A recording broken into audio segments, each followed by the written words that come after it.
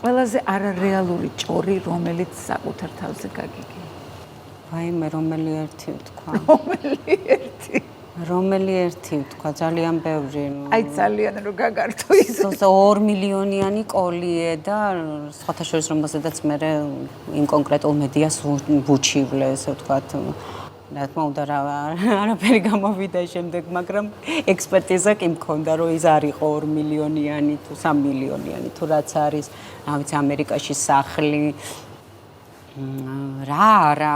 რამდენი რამე შეიძლება გავიხსენო, უხამს საშინელ ჭორებს საერთოდ არც ფიქრობ, რომ ვახსენო, იმიტომ რომ იმდენად რაღაც არარეალური რაღაცები თქვა, რომ მეგონა რომ აქამდე ვინ შეიძლება დაეცეს, რომ ეს დაიჯეროს, მაგრამ რაღაცნაირად არარეალურის ალბათ უფრო გჯერა. ამიტომ ძალიან ბევრია ისეთი, რომელიც ბარათაშვილის ხიდის გუმბათი აქ ხოსოფო ცხოვრობს და ნუ აი რაღაცა სადაც გაიხედავდი, ყველგან რაღაცა საცხოვრებელი მქონდა თუ სასახლე და რა ვიცი.